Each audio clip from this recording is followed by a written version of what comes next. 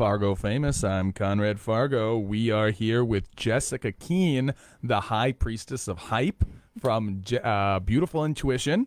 Yep. And I know you from Small Business Connect, where you're our High Priestess of Hype. Hello, Jessica. Welcome.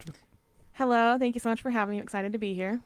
So you were just telling me when you got here that your father was a DJ on Fox right here in town. Mm-hmm. So you must have grown up in Fargo. I did. Yep. I grew up around here.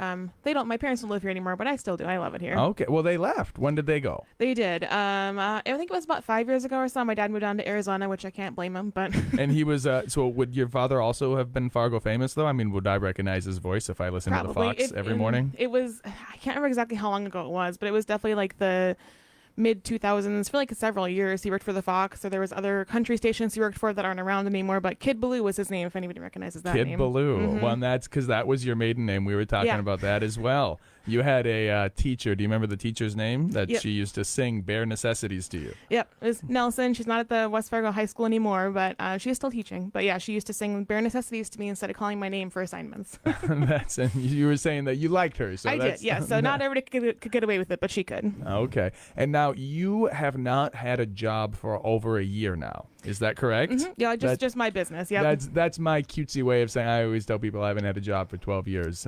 People don't get it. But that's congratulations to you. You're self-employed. Yes. What the heck made you want to make such a jump? It was a big jump, and I went to school for journalism, so it's definitely a very different world than that was. Yeah. My mom used to read tarot cards when I was younger, so I kind of grew up around it, and then I decided to have my own practice with it in my 20s, just for myself to kind of. I used cards as a tool to help me understand myself better because it's so hard to see ourselves clearly, especially if we're trying to learn and grow and all of that. And so it was a way to use a tool to see myself better, but still just use me kind of as like the. So you started doing the tarot stuff a long time ago. Yeah. So. I can't remember exactly, but in my mid-20s, so we'll say around there. Oh, well, that's not that long ago. Or I don't ask a lady her age, right? I mean, I don't. I'm 33, so okay. So about great. 10 years if you ago. Don't mind. Okay, so about 10 years ago, you started doing the tarots, but only a year ago did you decide to go full time. Well, I started my business almost 4 years ago. It was just on the side always, like whatever I made, if I made anything, I was like, hey, cool, because I've had marketing jobs or journalism jobs. Or I was in retail for a while, so I didn't have a lot of energy and time to devote to it before, and at the last full-time job I had, it just ended up getting to be really stressful and not the best fit for me personally. And there are a lot of things that happened. I was like, you know what? I'm not happy and I want to do something to change that. I didn't know if this is going to be the answer, but I am kind of person where if I have an idea, I want to try it, because if I don't, I'll always wonder, like, what if I had done that? And so I took the leap, just over a year ago now, because I think it was a year ago on Friday. Were you working full-time before you switched over? So you were working full-time and then doing just the tarot.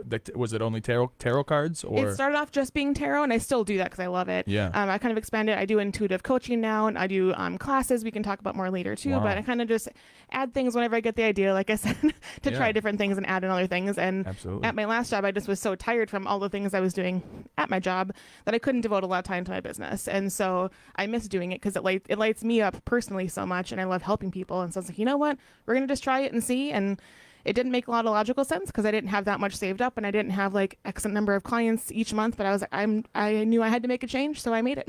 And so you made that jump, and what did that feel like? I mean, what was that? Yeah, it was really exciting, but also terrifying. Yeah, right. I've been doing it for a while, but never obviously to the degree I'm doing it now. Yeah. And it was scary at first. And like the first month I was like, oh, this is so cool. But then you have to post a lot and you have to do so many things. I shouldn't say have to, but and you're married, right? Yep. And so what did your husband think of that when you were He was very supportive, which I'm very grateful for. He's always been supportive. He's not into the spiritual stuff, but he supports me doing it. And he has a job though. Yep. Okay. Yep. He works at Swanson, the retail store. He's been there for like I think 11 years now. Just crazy. Wow. Okay. Yeah. It's a long time. And so you were basically like, hubby, I'm jumping into the deep end. You might have to carry us if I don't swim so well, or what? Like, what was that? I mean, that's got to be a real hard conversation. Or was he just 100% on board with you? It was a little bit of both, honestly, because obviously it wasn't just like a split second. I'd been unhappy and wanting to make a change for a while, but didn't know what that change was going to be. And I'd been wanting to do something different or figure out a solution, but then, being tired, and I was like, oh, I'll do it later. And, later never actually happens. So we'd had several discussions about like me wanting to find something more fulfilling or a better fit for me, or all those different kinds of things. I think we both knew at some point it was coming, but there were things that happened at my last job that I was like, I just can't.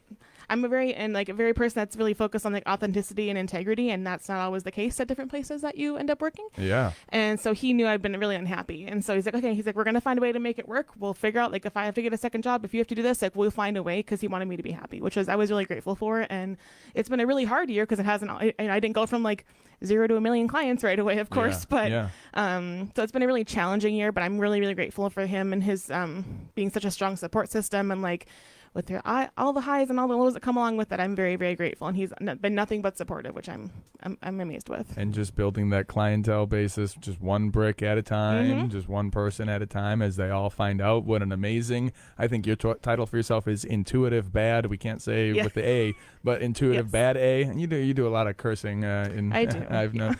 I think we all do, but we've got the FCC to worry about here. So that's really amazing. It's a fantastic story, and we are going to talk about some events you've got coming up after our music break. But first, we've got Daft Punk. You ever listen to Daft Punk? Yeah. Yeah. I mean, they defined my high school. Like, I love. And then they came out with that disco album recently. Did you listen to that? I haven't recently. I've heard of it, but I haven't like delved into it. Amazing. Like, I'm usually not like a big like album guy, but like you got to listen to that album cover to cover. This is not from that album. This is from, I don't know what the name of the album is, but Discovery. It's something about us. So we are going to listen to that, and when we come back, we'll talk Fargo Fun. So don't go anywhere.